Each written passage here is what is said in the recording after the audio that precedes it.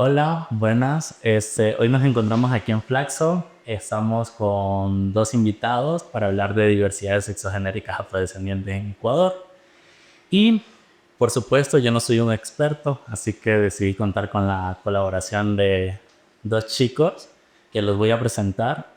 El que está a mi lado se llama Fabián Tello. Él es activista transfeminista y antirracista por los derechos de las diversidades sexogenéricas, con énfasis en la niñez y adolescencia.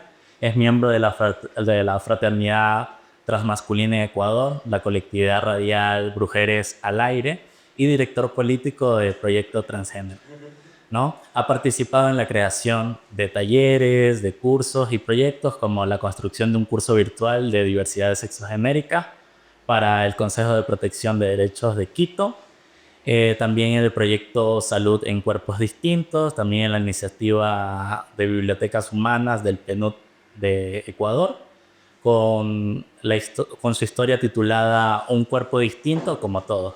Y también ha participado en pasarelas FTM, que es de femenino masculino, y entre otras cosas. Actualmente se encuentra cursando la licenciatura de Antropología en la PUSE. Y al lado de él tenemos a Yael Carrillo, más conocido como Liam, ¿no? Él es una persona afrotransmasculina comprometida con el activismo a través del arte visual, escrito y hablado, enfocado en comprender que la sensualidad, la mentalidad y los placeres trascienden lo físico. Que es una verdad que explora a través de sus performances, donde reivindica su identidad afro y trans. Eh, Él me escribió aquí un fragmento muy bonito que me gustaría mencionarlo, que dice: mis raíces y la testosterona que fluye en mí me impulsa a cuestionar una sociedad que frecuentemente desestima a las personas afrotrans. Con el toque de Saoko celebro nuestra existencia y resistencia, recordando que nuestras identidades son poderosas y merecen ser plenamente reconocidos y valoradas, ¿no? Entonces, en este primer parámetro me gustaría hablar sobre tres enfoques, ¿no? Que el primero sería la identidad colectiva y las expectativas de género, ¿no? Y para hablar de identidad me gustaría introducirlo a través de una autora que se llama Melissa Milam, que habla del cuerpo como territorio. Y ella entiende el cuerpo como este primer territorio en el cual se encarnan nuestras voces, nuestras luchas, y este es un territorio móvil, ¿no? Un territorio que transita, que se mueve en diferentes espacios y también que se encuentra ubicado en un determinado contexto, en un determinado momento en la historia. Entonces, a través de ese territorio en movimiento nos encontramos con fronteras, ¿no? Esas fronteras en el texto narraba que esas fronteras son eh, lo que nosotros nos encontramos en la sociedad como barreras para poder nosotros ahondar nuestra diversidad como seres humanos, ¿no? Entonces me gustaría conocer desde su perspectiva cómo es su territorio y cuáles son esas fronteras que ustedes han vivido, ¿no? Entonces, ¿Empiezo yo? ya. Bueno, igual un gusto con todas las personas que nos estén oyendo. Como dijo Mauricio, mi nombre es Fabián Tello. Y justo para empezar a hablar de cuerpo, creo que para mí es importante mencionar justo que yo me identifico como una persona afrodescendiente birracial, más no negra, y al mismo tiempo me identifico como un hombre transgénero y me enuncio políticamente como un hombre hembro. Esto es un hombre que está orgulloso y que reconoce, digamos, su origen en el sexo femenil más bien. Y justo hablando como desde cuerpo, creo que para describir cómo concibo esta relación como mi cuerpo siendo un territorio es entender, por ejemplo, que yo siempre hice mucho una lucha por eh, la soberanía corporal, es decir, como un poco por tener autonomía dentro de los Ujú. cuerpos. Y creo que esto ha sido importante tanto como persona afrodescendiente como persona trans, porque claro, en primer lugar, como persona trans, eso significó muchas veces como emanciparme de las expectativas de género que se tenía sobre mí, y un poco yo mismo construir cuáles eran las expectativas que yo quería tener sobre mi propia imagen, sobre mi propia estética, sobre mi propio cuerpo, y un poco moldear mi cuerpo hacia ese camino.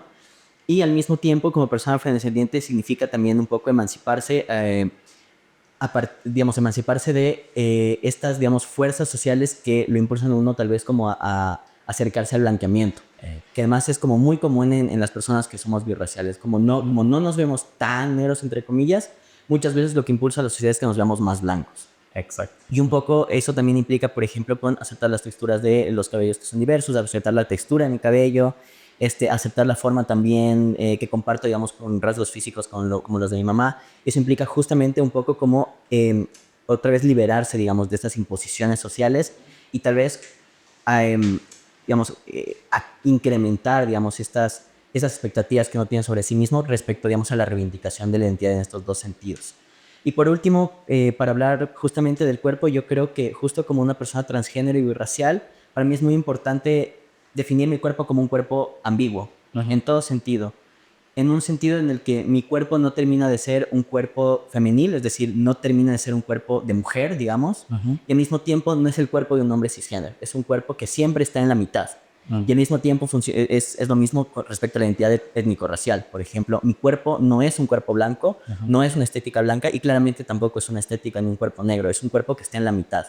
Y es entender justo y reivindicar, digamos, justamente la posibilidad de estar en medio de varias cosas. Que las cosas no tienen que ser una o la otra. Y eso por mi parte. Sí, sí, muy bien. Ya. Continúa ya. Bueno, respecto a mi persona, para el tema del cuerpo o territorio, que desde mi perspectiva yo lo vivo, siempre ha sido a través del arte. Mm. Como yo decía, a mí, para no decirlo como político, lo digo como reivindicativo. Y cuando transicioné socialmente a los 18 años, yo me acuerdo que siempre el baile era como una manera también de enunciar mi cuerpo, mi corporalidad. Porque como decía Fabi, como esta perspectiva de la mitad, siento que tal vez yo no la sentí desde esa manera, sino que, claro, como llevamos este proceso de modernización muy fuerte, donde se te ve fisiológicamente cis, entonces, pero cuando ya uno se desnuda, como se podría decir, o se quita como prendas que no representen, ya se muestra esa corporalidad que es muy distinta, que incomoda, que rompe. Y eso es a lo que a mí me agrada hacer.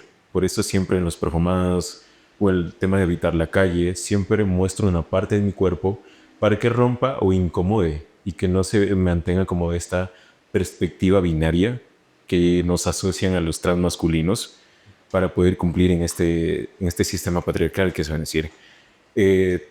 También las fronteras como que yo he pasado es como el tema de que se me han ocultado mis raíces, entonces como que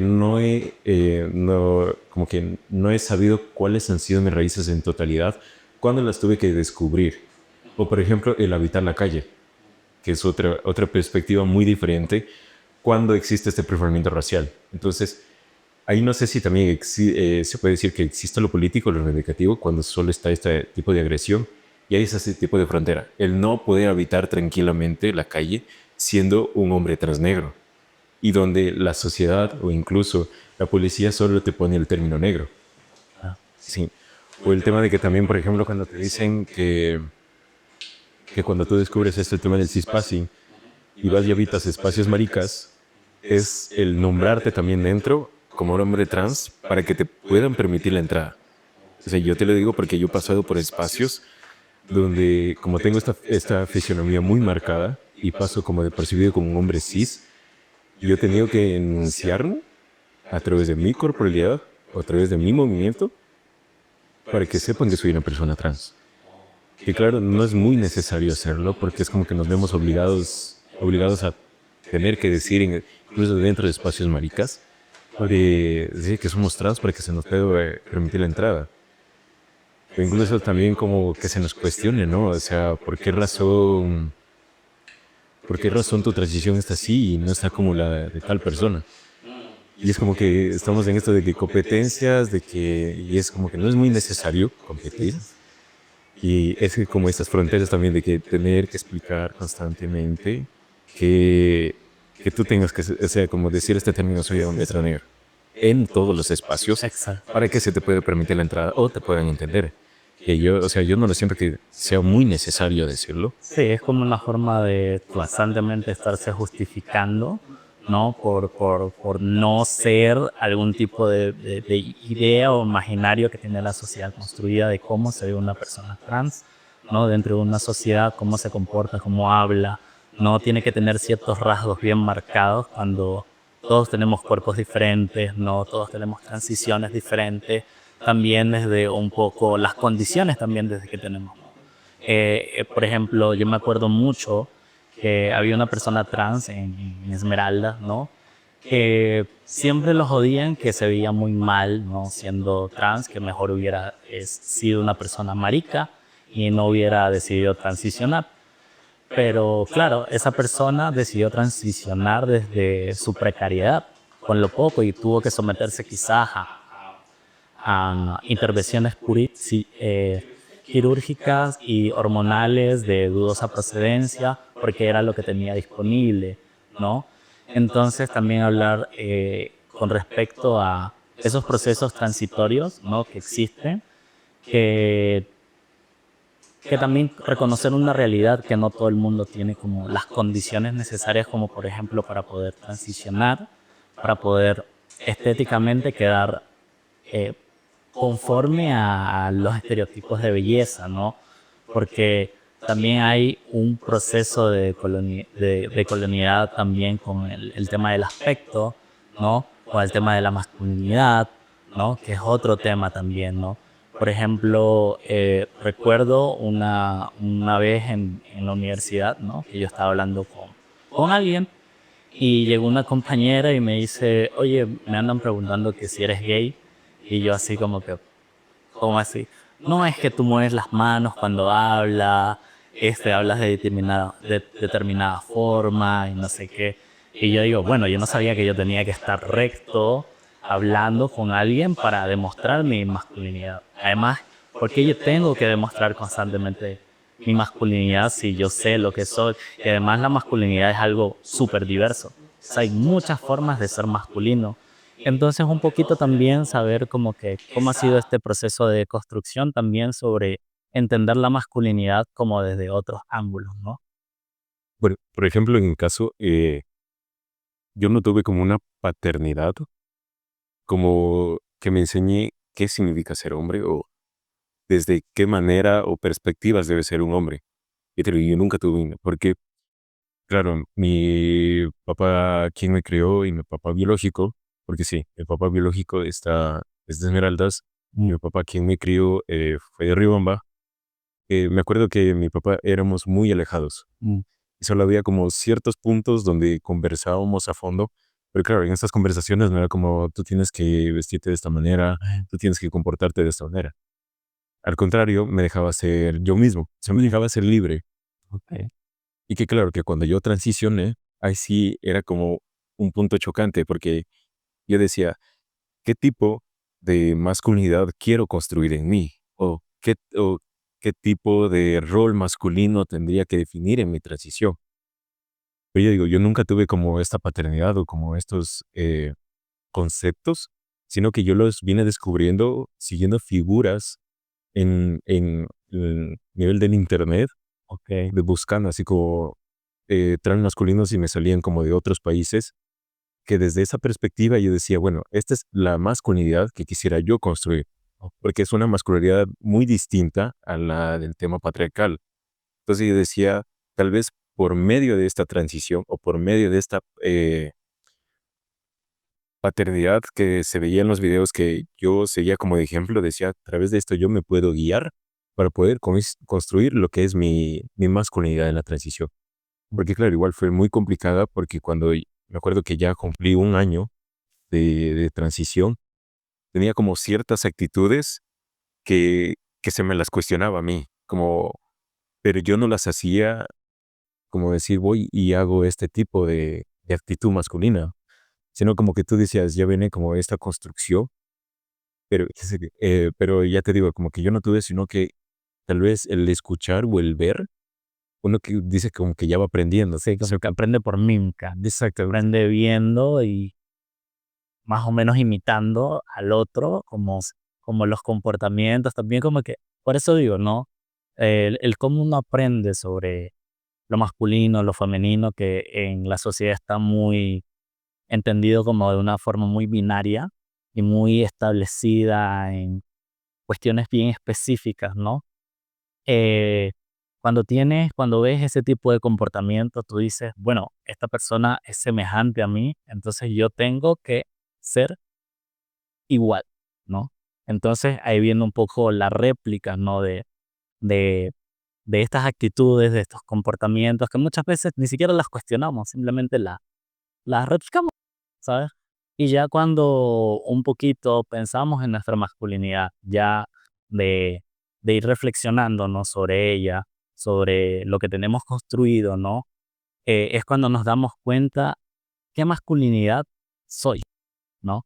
Porque también la masculinidad es algo que, sí, aprendimos a hacer, o sea, a ver, falsamente dice, somos así, ¿no? Pero no es que seamos así, sino que uno aprende a ser así, ¿no? Y luego que uno aprende a ser así, uno después como que en algún punto de su vida, yo diría, pues las personas como que se piensan en cómo están actuando, en lo que son, porque por ejemplo, el ejemplo que les di, ¿no? De cuando mi amiga me llamó que le preguntaron que si yo era gay, yo le decía, bueno, si ser masculino significa estar robótico, no moverte, no poder tener la mano en la cintura o algo, no es el tipo de masculinidad que yo quiero ser, ¿verdad? Si eso es ser masculino, yo no soy masculino, ¿no? Entonces yo digo, mi masculinidad va afín a lo que yo soy, a lo que me identifica y a lo que me es pertinente, ¿no? Bueno, no sé si cada trans masculino, hombre trans, construye su propia masculinidad porque es desde su esencia, desde su personalidad, Exacto. desde sus creencias, desde donde él se quiere percibir. Pero claro, también como que se nos ha cuestionado cómo debe seguir este tipo de masculinidad. Luego cuando ya sales con comentarios es como que, es que no es que yo los quiera hacer a propósito, sino que se sobresale porque yo he venido escuchando y tal, pero no es que yo los quiera replicar, al contrario, yo los quiero desconstruir, pero eso no hace que me defina como el hombre patriarcal Claro. aquí en esta sociedad, porque no es el hombre que yo quiero ser, es mi propia masculinidad en la que me estoy construyendo. Y por eso es como que se han ido bastantes problemas, bastantes discusiones, bastantes perspectivas, bastantes comentarios hacia nosotros de cómo debemos construirnos como hombres. Y eso ha sido como también algo muy invasivo, que también se nos diga cómo debemos comportarnos, cómo debemos llegar a un espacio, cómo debemos vestirnos y tal. Porque yo me tengo la idea de que la ropa, la música, la poesía o todo lo que es de esta perspectiva no tiene género, porque es algo algo que tú haces que sea una pertenencia, pero en el aspecto de, por ejemplo, como yo decía, que yo lo hago a través del baile. Y así muestro mi corporalidad, mi soltura y mi masculinidad como yo la quiero construir. Porque el baile no tiene género, es algo del movimiento corporal que tú lo vas a mostrar. En la poesía, y por ejemplo, yo también lo hago desde el sentir, como Ujú. escribo lo que yo siento, lo que yo percibo y lo que yo vivo. Eh, Que eso también va a llegar a la gente y lo va a tomar de muchas maneras, y es algo que lo tomen de muchas maneras, pero que también se lo piensen. O sea, como, claro, o sea, tal vez estuvo mal, pero es de esta manera, pero que se sigan como autoeducando, autocuestionándose para ver cuál es el punto mismo en vivo. Porque ya te digo, o sea, a través de la policía, perdón, a través de la poesía, ya, de la escritura, de una pintura, del arte, se puede demostrar muchas cosas. Y eso es lo grandioso. Por eso yo decía como, siento que también el cuerpo es una postura muy política desde tú cómo la quieras poner o sentir.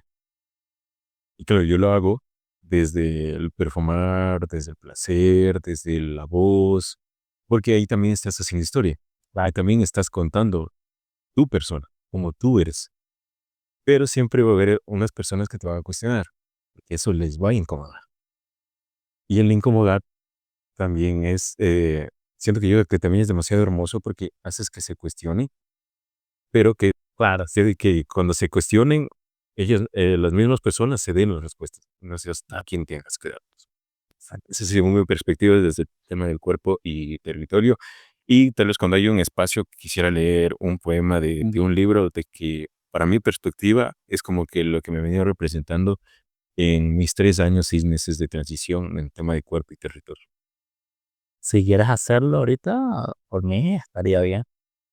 Así, este poema viene de este libro de aquí, no sé si se vea, Esa.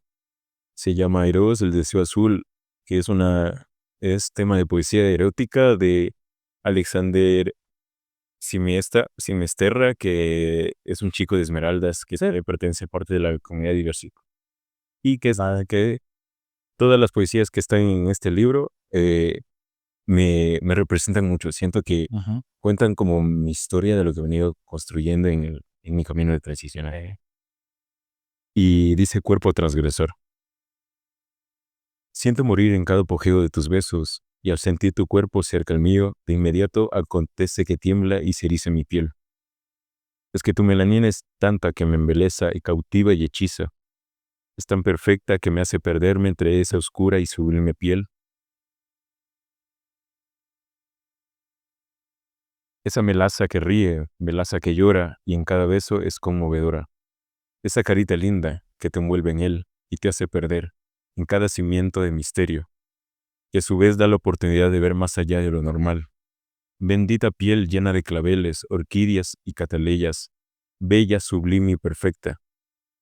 Y ni hablar de tu esbelto cuerpo, que es como entrar en una catarsis para esta perturbada alma melancólica, sedienta de esos labios de gloriosa melaza. Cuerpo que transgrede la conciencia humana, que transgrede el sentido de la vida, que te deja bobo, enviciado de ver y saber más. Cuerpo que transgrede y transciende al mismo tiempo. Bendigo a Dios por crear tan hermosa negritud, digna de ser alabada.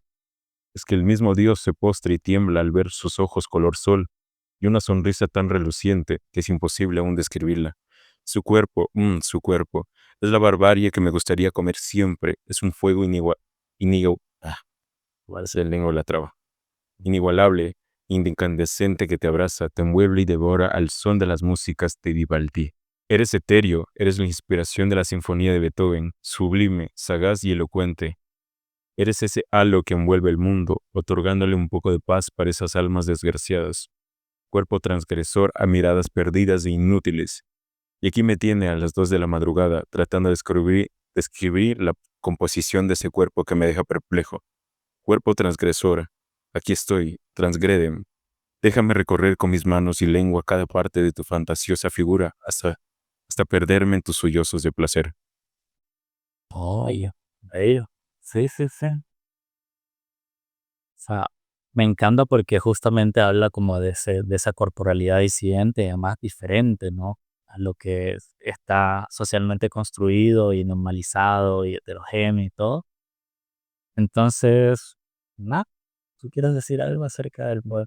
O sea, lindo el poema en general y creo que justo, mm, o sea, nos da esa perspectiva tanto como que uno puede ser un cuerpo disidente justo en 2 formas, ¿no? O sea, digamos, ser un cuerpo negro, ser un cuerpo afro, es ser un cuerpo disidente porque está fuera, digamos, de la norma blanco-mestiza, o sea, que nos enseñan qué es lo bello, qué es lo deseable, y al mismo tiempo también ser un cuerpo marica es lo mismo, o sea, es ser un cuerpo que transgrede, digamos, esa normatividad de la cis heteronorma, y también es reivindicar que también uno puede ser un cuerpo deseable. Entonces, ser un cuerpo afrodescendiente y ser un cuerpo marica al mismo tiempo es justamente transgredir todas esas barreras, digamos, coloniales que tenemos alrededor de la concepción de qué es hermoso y quiénes son hermosos y quiénes merecen ser deseados. O sea, nos da a pensar tal vez como que todos los cuerpos pueden ser deseosos y deseados también. Sí, o sea, y responde justamente a la pregunta que yo les tenía de cómo las personas afrodescendientes de la comunidad LGBT en Ecuador construyen autonomía corporal y resistencia política frente a la colonialidad del género, la transfobia, la homofobia, frente también a la blanquitud, la hegemonía en espacios, ¿no? Y es a través del arte, ¿no? Ujú. A través de tu corporalidad como un cuerpo político que está transitando y que además se encuentra un poquito enfrentando esas barreras, esas brechas que están ahí socialmente y que muchas cosas, muchas veces, ¿no? Nos toca eh, estar en constante posición, ¿no? Frente a ellas, ¿no? Como cuerpos políticos, como no sé, como personas que tal vez vivan, ¿no? De manera diferente lo que está socialmente construido, ¿no? Entonces, también me gustaría como que saber más sobre ti, Fabián, sobre cómo ha sido todo este proceso de estar en el activismo, ¿no? Como sujeto político con respecto a los derechos de la diversidad sexogenérica. Bueno, en lo personal creo que puedo decir que, bueno, yo empecé, de hecho, mi trayectoria activista más o menos de bastante joven, la verdad, o sea, cuando tenía alrededor de unos 14 años.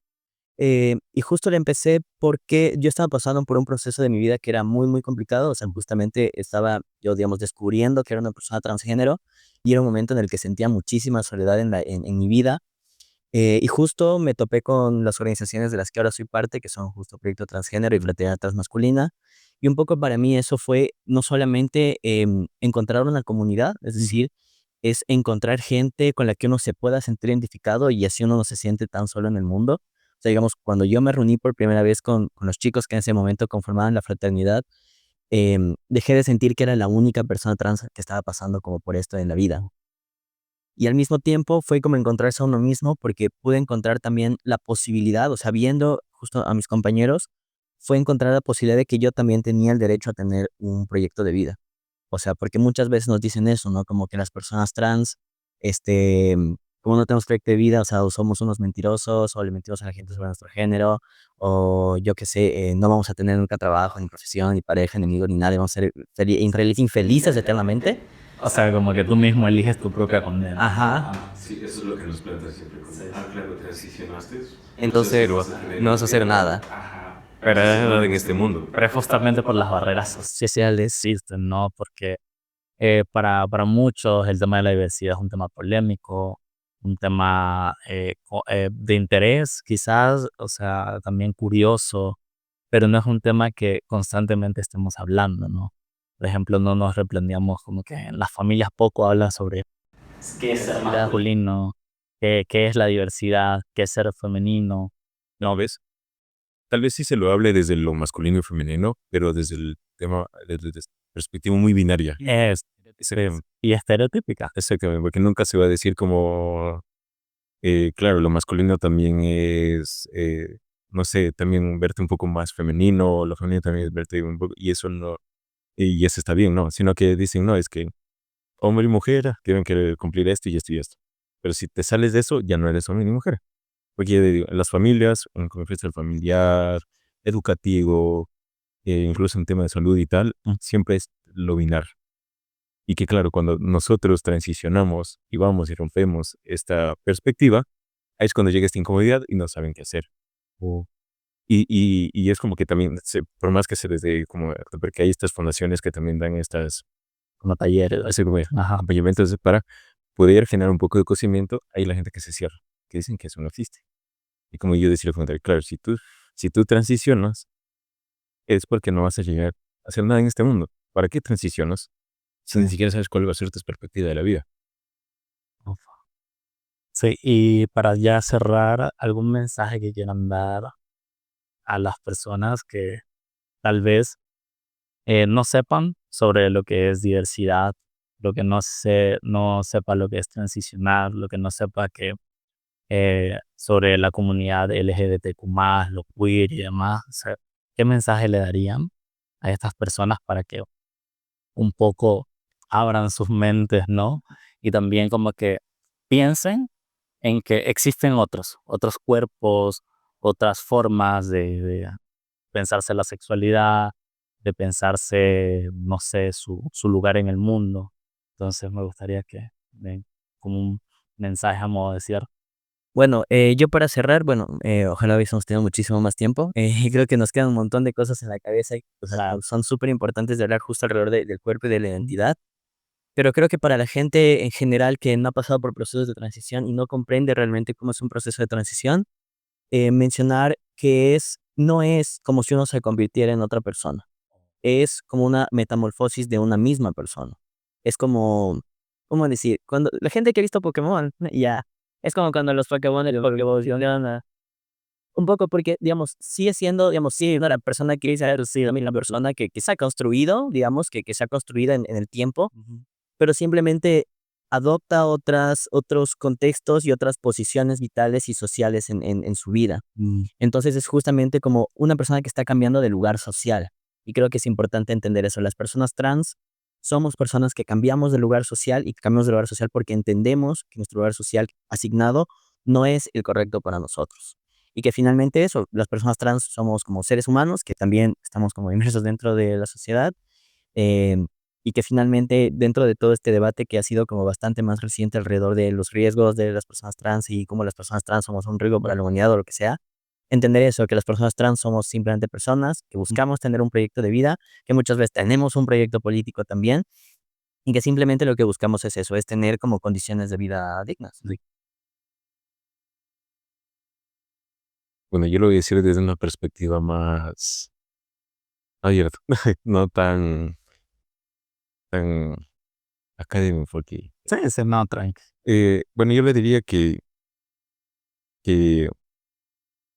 nosotros, las personas trans, existimos, que no estamos soles en esta sociedad, que también podemos amar, podemos sentir, podemos expresar, podemos tener un proyecto de vida a futuro, que no se nos va a negar nada en este y que también para poder que nuestra transición eh, sea también algo de valor, yo diría que siempre también escriba, no dejen de disfrutar, sean ustedes mismos. Igual, pueden buscar mucha de información en general en Internet, que ahí la van a encontrar, o incluso hasta se pueden acercar a personas de confianza que pueden conocer también nuestras perspectivas y que desde esas perspectivas también puedan seguir su proceso de transición. Y como decía Fabi, somos un cambio social. ¿Entiende? Somos, no somos otra persona, somos la misma persona afirmando quiénes somos y buscando apoyo por diferentes maneras, porque siempre se nos ha negado de que no existimos. O sea, como que nuestra transición es un papel muy negativo para la sociedad, cuando al contrario no es así. Y que en este mundo siempre va a haber otras personas que nos van a entender, nos van a acompañar, nos van a amar. Y yo diría que siempre, eh, para poder también, el tema de la diversidad y tal, solo sean ustedes mismos. Búsquense, encuéntrense, disfruten, escriban, lloren, porque la sociedad siempre nos ha plantado de que estamos en un mundo donde si somos nosotros mismos, vamos a hacer un cambio muy negativo en la sociedad. Y no es así. Busquen maneras y que sean libres. El ser libre también hace mucha historia, da un toque muy especial para esta sociedad. Hay también que nunca olviden sus raíces Ah, claro. y que siempre descubran desde su persona, si no es desde su persona, las raíces, porque las raíces también son algo muy esencial en nuestras vidas para poder marcar nuestro tránsito. No, eso sería todo. Muchas gracias por estar aquí, por todo.